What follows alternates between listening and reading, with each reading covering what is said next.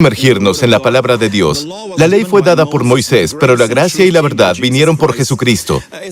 Es increíble. Hace poco estaba escuchando un mensaje y me asombró que esté surgiendo gente con voces muy fuertes, queriendo cumplir la ley, volviendo a la ley, sin entender el propósito por el cual Dios dio la ley.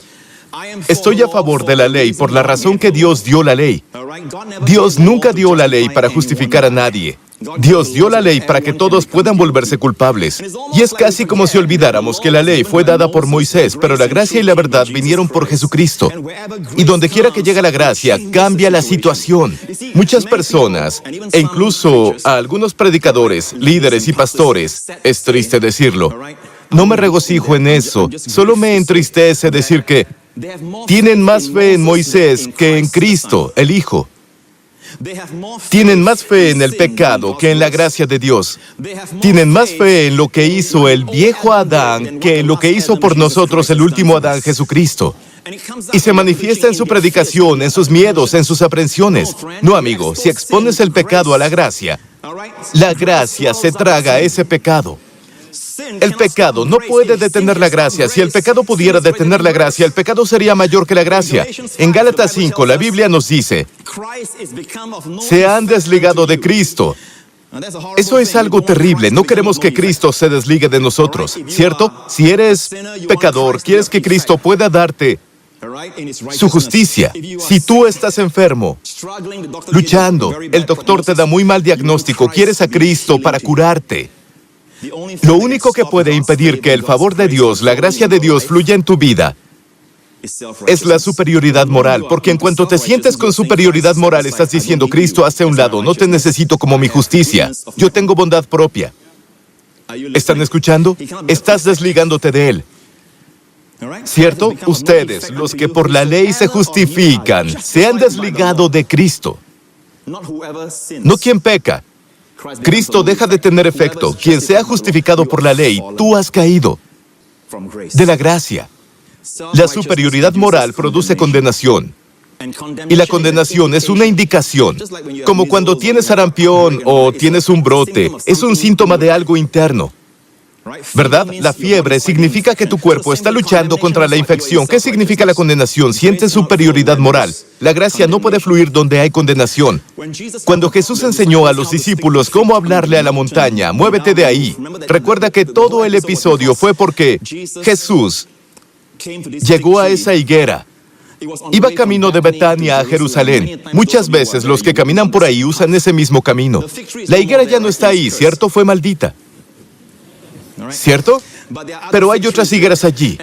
Y la higuera es un árbol muy interesante.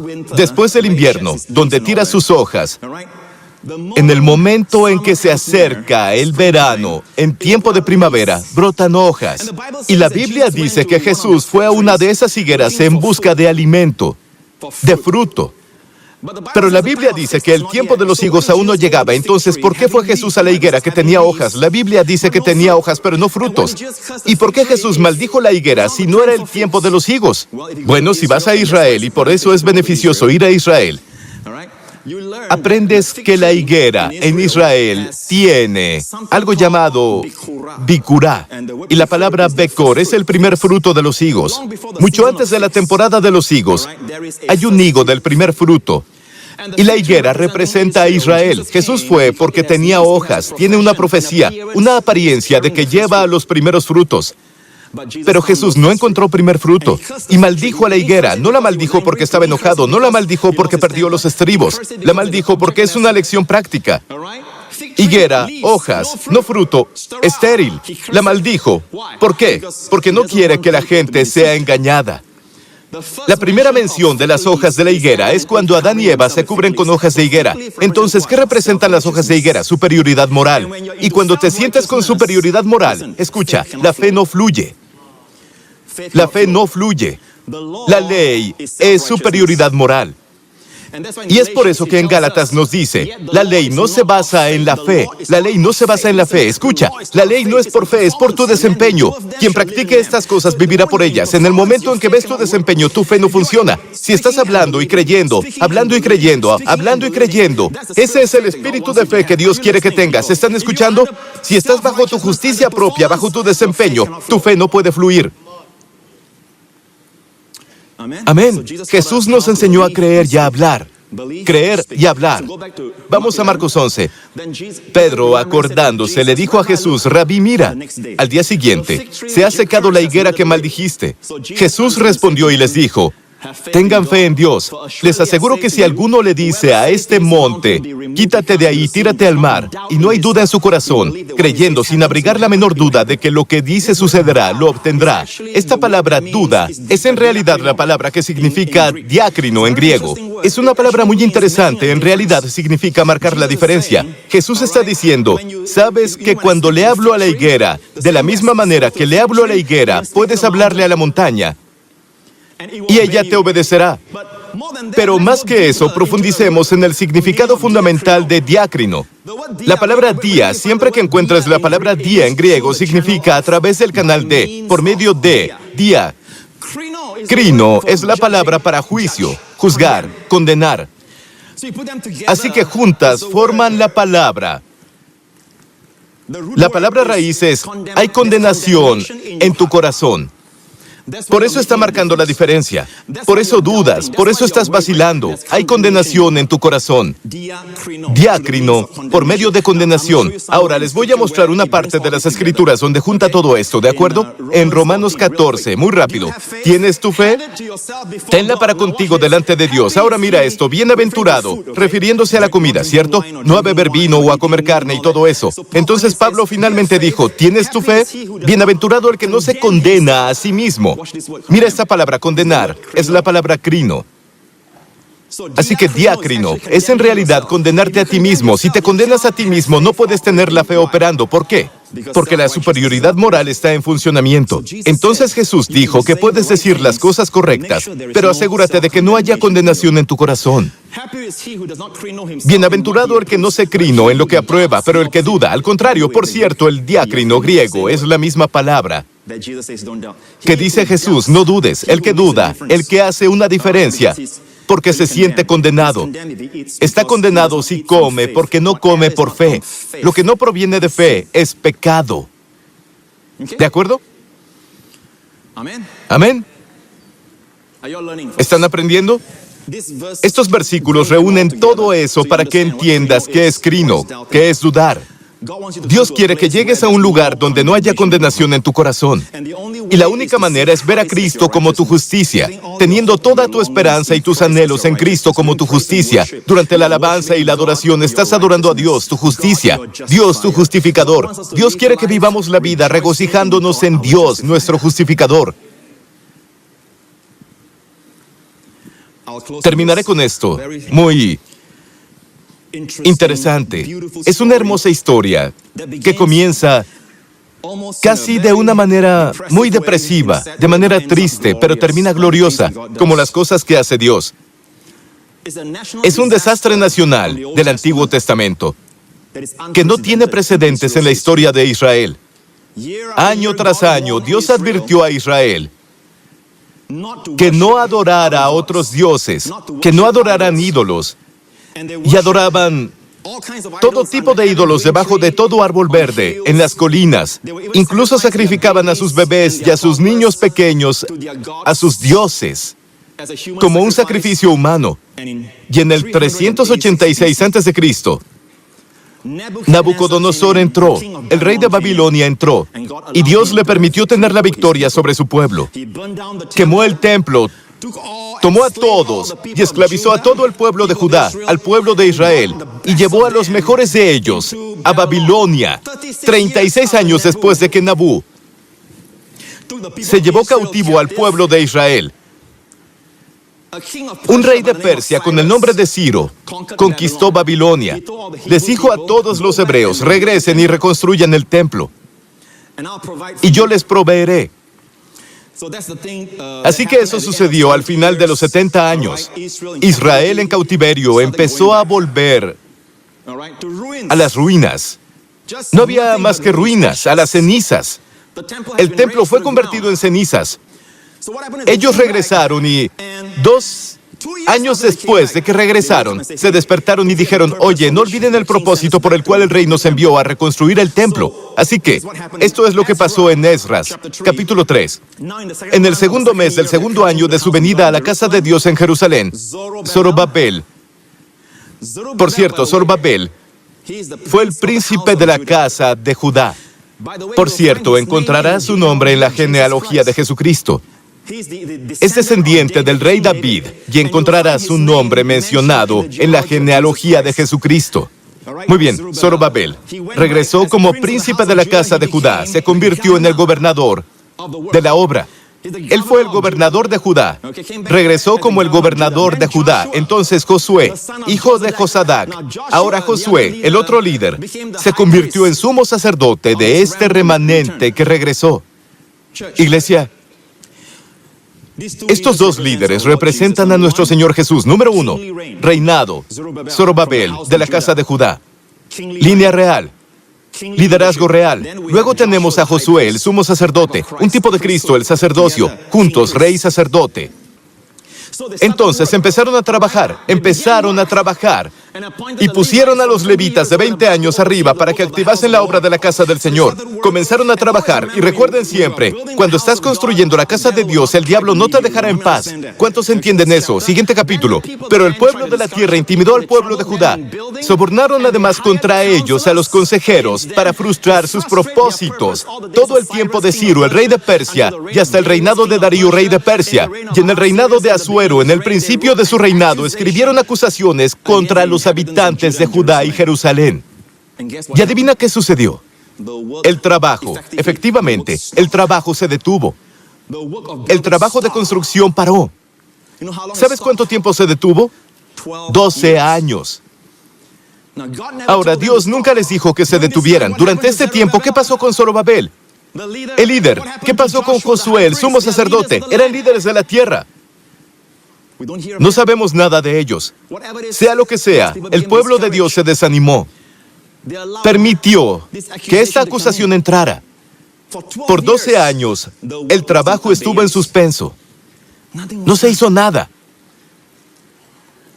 Al final de los 12 años, Dios levantó a 2 profetas con los nombres de Ageo y Zacarías. Ageo era joven y Zacarías aún más joven. Y Dios levantó a estos 2 profetas porque la obra no estaba hecha. ¿Sabes qué hizo Ageo? En el capítulo 1 de Ageo, debido al tiempo, voy a compartirles esto muy rápido. Ageo se acercó a la gente y dijo, oigan chicos, ¿no es hora de que vivan en casas selladas o casas con paneles? En esos días, cuando estaban construyendo el templo de Dios, todos vivían en tiendas de campaña. Las casas selladas significan que ahora tienen techo. Tienen un techo. Ellos ya no tienen el carácter peregrino de vivir en tiendas de campaña al construir la casa de Dios. Asegúrense de que la casa de Dios se construya primero. La casa de Dios ni siquiera está construida. Solo echaron los cimientos y pararon el trabajo y ahora tenían casas con techo. Ageo dijo, ¿qué es esto? ¿Ahora están viviendo en casas selladas? Y están diciendo que aún no ha llegado el momento de construir la casa de Dios. Que no es el momento de construir la casa del Señor. Y Ageo dijo, mira tu vida, ¿qué está pasando? Bebe si tienes sed, come si no estás satisfecho. Ganas un salario y termina en una bolsa llena de agujeros. Chicos, dice, porque la casa de Dios está descuidada. Busquen primero el reino de Dios y su justicia, y todas estas cosas les serán añadidas. Eso dijo Ageo. ¿Qué pasó con el profeta adolescente Zacarías? Hay otro libro dedicado a él, el libro de Zacarías. Dios le mostró lo que realmente sucedió. ¿Quieren verlo? ¿Qué pasó con estos 2 líderes? Zorobabel y Josué, el sumo sacerdote, el gobernador y el sumo sacerdote. Dios se lo mostró a Zacarías, capítulo 3 de Zacarías. Entonces, Dios me mostró a Josué, el sumo sacerdote, que estaba de pie ante el ángel del Señor, y a Satanás, que estaba a su mano derecha como parte acusadora. Por primera vez vemos un personaje que no veíamos, vemos la escritura, leemos el veneno, escuchamos sobre su oposición, los consejeros contratados y toda la persecución. No escuchamos de Satanás, pero él estaba trabajando detrás del escenario. ¿Y cómo estaba trabajando? Recuerden el nombre de Satanás, Ha-Satán en hebreo, el que acusa. Y miren a Josué, el sumo sacerdote. ¿Qué le pasó? Satanás estaba parado a la mano derecha de Josué, el sumo sacerdote, para acusarlo. El ángel del Señor le dijo a Satanás, que el Señor te reprenda, Satanás. El Señor que ha escogido a Jerusalén te reprenda. ¿Acaso no es este hombre, refiriéndose a Josué, un tizón rescatado del fuego? Josué estaba vestido con ropas sucias en presencia del ángel. Ahora tenemos una idea de por qué se detuvo el trabajo, de por qué la gente estaba desanimada, de por qué tuvo éxito la oposición. Porque como el líder avanza, la nación avanza. A medida que el líder avanza, también la familia. A medida que el líder avanza, así avanza la empresa, la corporación, lo que sea. Todo sube y baja basado en el liderazgo. Y el liderazgo estaba bajo condenación. Josué estaba bajo condenación, evidenciado por sus túnicas sucias. Recuerda que cuando llega la condenación, ¿qué se detiene? La gracia se detiene. Si permitimos caer bajo condenación, en efecto, estamos diciendo, Cristo, yo no te necesito porque tengo mi propia justicia que es evidenciada por la condenación. ¿Están escuchando? Y en el momento en que estás condenado, el favor se detiene, la gracia se detiene. La oposición tiene éxito. Muy bien, ¿cuál es la solución? Siguiente versículo. Así que el ángel les dijo a los que estaban allí dispuestos a servirle, quítenle las ropas sucias. Y a él, a Josué, Dios le dijo, como puedes ver, ya te he liberado de tu culpa. Tiempo pasado, míralo, mira esto, Josué. He quitado tu iniquidad. Y ahora voy a vestirte con ropas espléndidas. Eso se llama manto de justicia. Y les digo con una voz clara como el cristal, ahora mismo en el nombre de Jesús, Dios dice, mira, he quitado tus pecados. La iglesia dice, tenemos que entrar en santidad, tenemos que andar en santidad. Lo que la gente necesita escuchar es, mira, he quitado tus pecados. Porque al hombre que bajaron con parálisis, rompieron el techo para bajarlo a Jesús. No tuvo poder para caminar hasta que Jesús dijo, hijo, tus pecados te son perdonados. Y eso le dio poder para caminar en santidad, caminar en poder. A menos que supiera que sus pecados habían sido perdonados, si lo supiera claramente, no tendría poder para caminar. Lo sabes de manera fortuita, tu caminar es fortuito. ¿Cierto? Lo sabes de forma clara. Tienes un andar fuerte. No estamos promoviendo algo que la gente dice, la gracia y la santidad no se mezclan. No, la gracia es el poder de la verdadera santidad. Ese es el capítulo 3 de Zacarías. Dios le mostró a este joven profeta adolescente lo que realmente sucedió detrás de escena. Pero había otro líder, ¿cierto? Zorobabel, el gobernador. ¿Qué le sucedió? En el siguiente capítulo, el capítulo 4, Dios le mostró a este profeta, Zacarías, una menorá, el candelabro. No explicaré el candelabro, en otra ocasión lo revisaremos. Le pregunté entonces al ángel que hablaba conmigo, ¿qué significa todo esto, mi señor? El ángel que hablaba conmigo respondió y me dijo, ¿no sabes lo que son? Y yo dije, no, mi señor. Escuchen, el ángel está a punto de mostrarle a Zacarías detrás de escenas acerca de Zorobabel. Ahora, vamos a seguir. Siguiente versículo. Así que el ángel me dijo, esta es la palabra del Señor para Zorobabel. No será por la fuerza, ni por ningún poder, sino por mi espíritu, dice el Señor Todopoderoso. No es por el poder, tu desempeño humano, tu inteligencia humana, no es por todo eso, es por mi espíritu. Cuando respiro sobre ti, el favor inmerecido, las cosas encajan en su lugar. ¿Sabes qué, Zorobabel? Dios está diciendo, estás desanimado. Piensas que no tengo el poder financiero. Este remanente son gente pobre que regresa del cautiverio. Ni siquiera tienen tiempo para generar su riqueza. No hay recursos con los que trabajar. Y Dios estaba diciendo, Zorobabel, no es por poder. No es por tu poder. es por mi espíritu.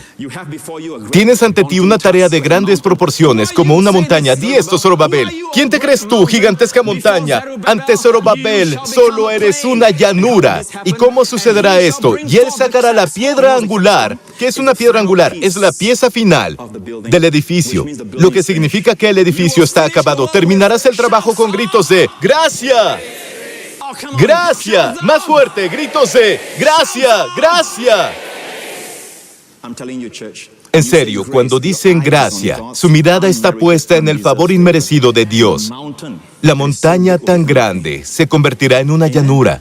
Amén. Entonces Dios restauró tanto a Zorobabel como Dios restauró a Josué. Y ellos se levantaron. ¿Sabes cuándo se completó el edificio? El mismo año que Zacarías profetizó a ambos líderes. Fue hecho tan rápido porque el rey en ese tiempo, de repente, tuvieron el favor del rey. Recuerda esto, volvieron ahora en conciencia de justicia, volvieron al hecho de que Cristo es su justicia. Adivina qué pasó. Amén. Josué ahora era consciente de la rica túnica de la justicia que llevaba, que no era de su propia creación, sino de la provisión de Dios. En el momento en que él fue consciente de eso, tuvieron el favor del rey, y el rey ordenó que todos los recursos, en este momento, son Artajerjes y Darío, y se proporcionarían todos los recursos para la construcción del templo. Y esta fue una orden del rey. Hágase pronto, en el momento en que consiguieron que sus corazones estuvieran bien para establecerse en lo que Cristo ha hecho, no lo que ellos han hecho. Fluyó el favor, fluyó la influencia, fluyó la gracia, y terminaron todo el edificio en el mismo año. Esdras 6. Y los ancianos de los judíos edificaban y prosperaban conforme a la profecía del profeta Ageo y Zacarías, hijo de Ido. Prosperaron a través de la profecía de Ageo y Zacarías. Iglesia, ¿entienden? Prosperas a través de la profecía, a través del ministerio de la predicación. Cuando estás enfermo, ¿qué haces? Escuchar y escuchar la palabra de gracia. Cuando estás sufriendo escasez, ¿qué haces? Escuchar y escuchar a la palabra de gracia. Si te sientes cabizbajo, deprimido, escucha. No lo hagas. No salgas de eso con desempeño. Escucha. Tu salida de la depresión. Amén. Y prosperaron a través de las profecías de Ageo y Zacarías. Y esto es solo en mi introducción. Dios los bendiga a todos. Alábenle, iglesia. ¡Aleluya! ¡Aleluya! Quiero escuchar su nombre. Jesús, quiero escuchar su nombre. Amén. Él es